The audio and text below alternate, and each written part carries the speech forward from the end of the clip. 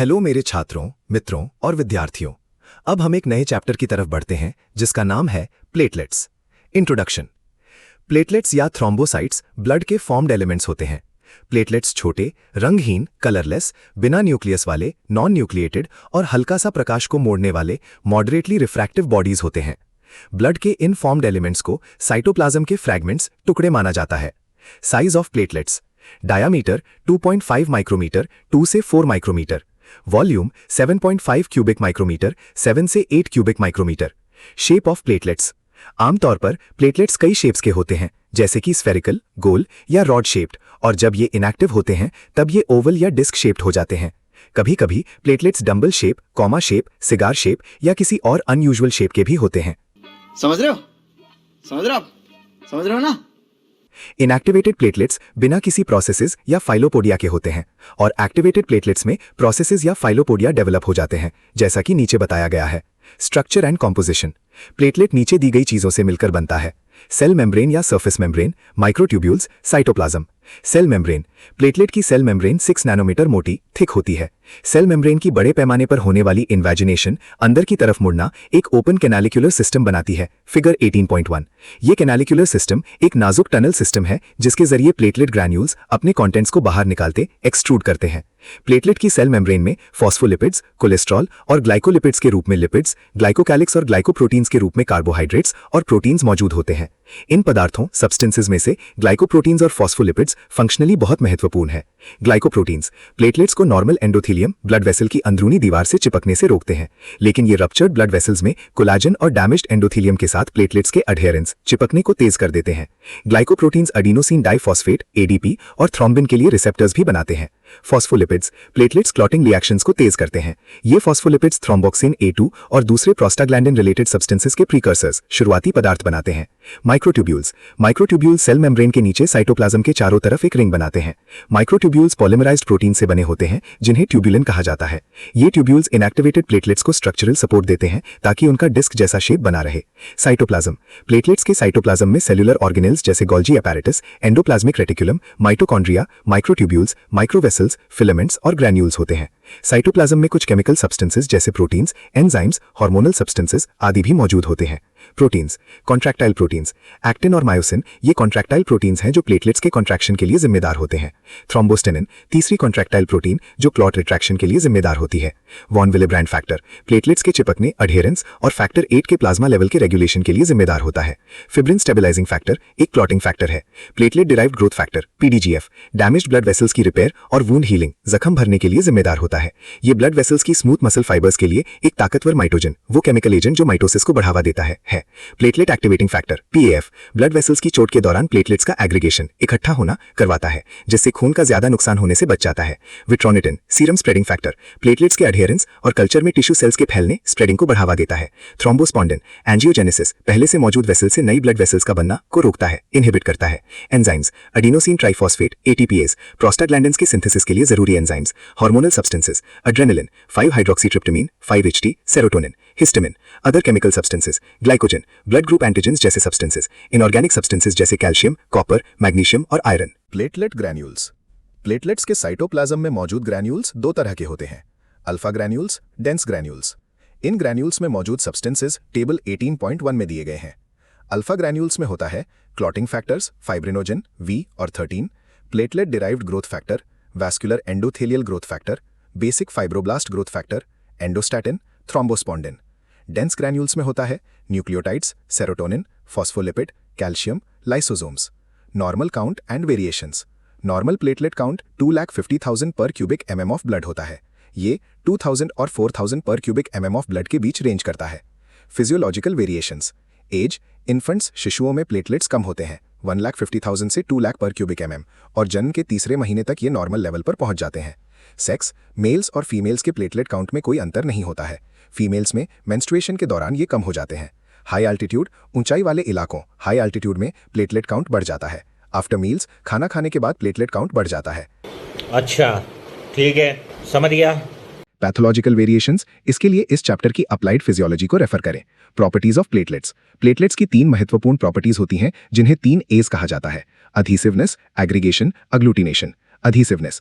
अधीसिवनेस किसी खुरदरी rough surface से चिपकने की प्रॉपर्टी है। ब्लड वेसल की चोट के दौरान एंडोथीलियम डैमेज हो जाती है और सब एंडोथीलियल कोलाजन एक्सपोज हो जाता है। जब प्लेटलेट्स कोलाजन के संपर्क कांटेक्ट में आते हैं तब ये एक्टिवेट हो जाते हैं और कोलाजन से चिपक जाते हैं। प्लेटलेट्स के इस अधीशन में डैमेज एंडोथीलियम द्वारा सिक्रीट किया गया वॉन विली ब्रांड फैक्टर और प्लेटलेट मेम्ब्रेन की सरफेस पर स्थित एक रिसेप्टर प्रोटीन जिसे ग्लाइकोप्रोटीन IB कहते हैं के बीच इंटरैक्शन होता है। दूसरे फैक्टर्स जो अधीसिवनेस को तेज करते हैं वो हैं collagen, thrombin, ADP, thromboxane A2, calcium ions, P selectin और vitronectin. Aggregation, grouping of platelets. Aggregation का मतलब है प्लेटलेट्स का गुच्छा या ग्रुप बनाना। अधीशन के बाद प्लेटलेट्स के डेंस ग्रैन्यूल से निकलने वाले सब्सटेंसेस द्वारा और भी ज्यादा प्लेटलेट्स एक्टिवेट हो जाते हैं। एक्टिवेशन के दौरान प्लेटलेट्स अपना शेप बदल लेते हैं और उनमें लंबे तंतुमयी फिलामेंटस प्रोसूडोपोडिया निकल आते हैं जिन्हें प्रोसेसेस या फिलोपोडिया कहा जाता है। फिलोपोडिया प्लेटलेट्स को एक साथ एग्रीगेट होने में मदद करते हैं। प्लेटलेट्स की एक्टिवेशन और एग्रीगेशन को ADP, थ्रोम्बोक्सिन A2 और प्लेटलेट एक्टिवेटिंग फैक्टर PAF, एक साइटोकाइन जो न्यूट्रोफिल्स और मोनोसाइट्स द्वारा सिक्रीट होता है, चैप्टर 16 तेज कर देते हैं। अग्लूटिनेशन। अग्लूटिनेशन का मतलब है प्लेटलेट्स का आपस में जुड़कर थक्का क्लंपिंग बनाना। एग्रीगेटेड प्लेटलेट्स कुछ प्लेटलेट अग्लूटिनेंस और प्लेटलेट एक्टिवेटिंग फैक्टर के एक्शंस की वजह से अग्लूटिनेट हो जाते हैं। Functions of platelets. आमतौर पर प्लेटलेट्स इनएक्टिव होते हैं और अपने काम तभी पूरे करते हैं जब वो एक्टिवेट होते हैं। एक्टिवेटेड प्लेटलेट्स तुरंत कई सब्सटेंसेस रिलीज करते हैं। इस प्रोसेस को प्लेटलेट रिलीज रिएक्शन के नाम से जाना जाता है। प्लेटलेट्स के फंक्शंस इन्हीं सब्सटेंसेस के जरिए पूरे किए जाते हैं। प्लेटलेट्स के फंक्शंस नीचे दिए गए हैं। 1. Role in blood clotting. Platelets intrinsic prothrombin activator बनाने के लिए जिम्मेदार होते हैं। ये सब्सटेंस ब्लड क्लॉटिंग की शुरुआत यानी ऑनसेट के लिए जिम्मेदार होता है, chapter 20। 2. Role in clot retraction. Blood clot में प्लेटलेट समेत ब्लड सेल्स फाइब्रिन के धागों यानी थ्रेड्स के बीच फंस जाते हैं। प्लेटलेट्स के साइटोप्लाज्म में कॉन्ट्रैक्टाइल प्रोटीन्स होते हैं जैसे कि एक्टिन, मायोसिन और थ्रोम्बोस्थेनिन जो क्लॉट रिट्रैक्शन के लिए जिम्मेदार होते हैं, chapter 20। 3. Role in prevention of blood loss, haemostasis. Platelets 3 तरीकों से हीमोस्टेसिस यानी खून बहने से रोकने को तेज करते हैं। आई, प्लेटलेट्स 5-HT सिक्रीट करते हैं जो ब्लड वेसल्स को सिकुड़ने यानी कंस्ट्रिक्शन पर मजबूर करता है। आई अपनी एडहेसिव प्रॉपर्टी की वजह से प्लेटलेट्स कैपिलरीज जैसी ब्लड वेसल्स में हुए डैमेज को सील कर देते हैं। I3 एक टेम्पररी प्लग बनाकर प्लेटलेट्स ब्लड वेसल्स में हुए डैमेज को बंद यानी सील कर देते हैं, chapter 19। 4. Role in repair of ruptured blood vessel. Platelets के साइटोप्लाज्म में बनने वाला प्लेटलेट डिराइव्ड ग्रोथ फैक्टर यानी PDGF एंडोथीलियम और रप्चर्ड ब्लड वेसल्स के दूसरे स्ट्रक्चर्स की मरम्मत यानी रिपेयर के लिए यूजफुल होता है। 5. Role in defence mechanism. Agglutination की प्रॉपर्टी के जरिए प्लेटलेट्स बाहरी तत्वों यानी फॉरेन बॉडीज को घेर लेते हैं और उन्हें खत्म कर देते हैं। मगर क्यों? मैंने तेरा क्या बिगाड़ा था? Activators and inhibitors of platelets. Activators of platelets. 1. Collagen जो ब्लड वेसल्स के डैमेज होने पर एक्सपोज हो जाता है। 2. Von Willebrand factor. 3. Thromboxane A2। 4. Platelet activating factor. 5. Thrombin. 6. ADP। 7. Calcium ions. P selectin endothelial cell से सिक्रीट होने वाला सेल एडहेजन मॉलिक्यूल। 9. कन्वल्जिन सांप के जहर यानी स्नेक वेनम से निकाला गया purified protein. Inhibitors of platelets. 1. Nitric oxide. 2. Clotting factors Fi2, Fi9, Fi10, Fi11 और Fi12. 3. Prostacyclin. 4. Nucleotidases जो ADP को तोड़ देते हैं। Development of platelets. Platelets bone marrow में बनते हैं। प्लूरिपोटेंट स्टेम सेल से कॉलोनी फॉर्मिंग यूनिट मेगाकैरियोसाइट यानी CFUM पैदा होती है। ये आगे चलकर मेगाकैरियोसाइट में डेवलप हो जाती है। मेगाकैरियोसाइट का साइटोप्लाज्म स्यूडोपोडियम बनाता है। स्यूडोपोडियम का एक हिस्सा अलग यानी डिटैच हो जाता है और प्लेटलेट बनाता है जो फिर सर्कुलेशन यानी खून के बहाव में एंटर कर जाता है, फिगर 10.2। प्लेटलेट्स का प्रोडक्शन कॉलोनी स्टिमुलेटिंग फैक्टर्स और थ्रोम्बोपोएटिन से प्रभावित यानी इन्फ्लुएंस होता है। कॉलोनी स्टिमुलेटिंग फैक्टर्स मोनोसाइट्स और T लिम्फोसाइट्स द्वारा सिक्रेट किए जाते हैं। थ्रोम्बोपोएटिन इरिथ्रोपोएटिन की तरह एक ग्लाइकोप्रोटीन है। ये लिवर और किडनी द्वारा सिक्रेट किया जाता है। Life span and fate of platelets. Platelets की एवरेज लाइफ स्पैन 10 दिन होती है। ये 8 से 11 दिनों के बीच वैरी करती है। प्लेटलेट स्प्लीन यानी तिल्ली में मौजूद टिश्यू मैक्रोफेज सिस्टम द्वारा खत्म किए जाते हैं। इसलिए स्प्लीनोमेगाली यानी स्प्लीन का बढ़ जाना प्लेटलेट काउंट को कम कर देता है और स्प्लीनेक्टमी यानी स्प्लीन को निकाल देना प्लेटलेट काउंट को बढ़ा देता है। Applied physiology platelet disorders. Platelet disorders platelet count में होने वाले पैथोलॉजिकल बदलाव यानी वेरिएशन और प्लेटलेट्स की डिसफंक्शन यानी ठीक से काम न करना की वजह से होते हैं। प्लेटलेट डिसऑर्डर्स ये हैं: 1. Thrombocytopenia, 2. Thrombocytosis, 3. Thrombocythaemia, 4. ग्लैंड्समैन्स थ्रोम्बस्थीनिया। 1. Thrombocytopenia. Platelet count में कमी को थ्रोम्बोसाइटोपिनिया कहते हैं। इसकी वजह से थ्रोम्बोसाइटोपिनिक प्यूरपुरा हो जाता है। चैप्टर 20।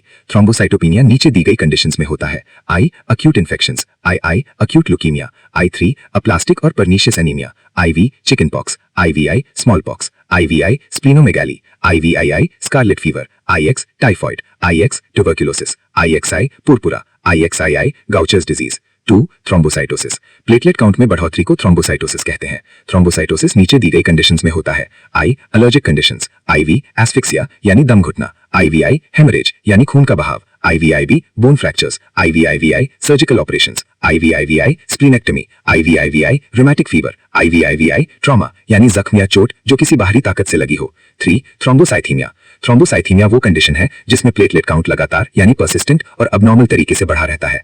थ्रोम्बोसाइथीमिया नीचे दी गई कंडीशंस में होता है। कार्सिनोमा यानी कैंसर, क्रॉनिक ल्यूकीमिया, हॉजकिंस डिजीज। 4. ग्लैंड्समैन्स थ्रोम्बस्थीनिया। ग्लैंड्समैन्स थ्रोम्बस्थीनिया एक विरासती यानी इनहेरिटेड हेमरेजिक डिसऑर्डर है जो प्लेटलेट्स की स्ट्रक्चरल या फंक्शनल अबनॉर्मैलिटी की वजह से होता है। इससे थ्रोम्बस्थेनिक प्यूरपुरा हो जाता है। चैप्टर 20। हालांकि इसमें प्लेटलेट काउंट नॉर्मल रहता है। इसकी पहचान ये है कि इसमें क्लॉटिंग टाइम नॉर्मल होता है, ब्लीडिंग टाइम नॉर्मल या बढ़ा हुआ यानी प्रोलॉन्ग्ड हो सकता है, लेकिन क्लॉट रिट्रैक्शन डिफेक्टिव यानी खराब होती है। Buy myself another bottle, I don't even check the price. Black jacket on me, looking cute, make sure she looking twice. I don't even wanna go out. It's still cold even when I'm out the house. She wanna play house, what you talking about?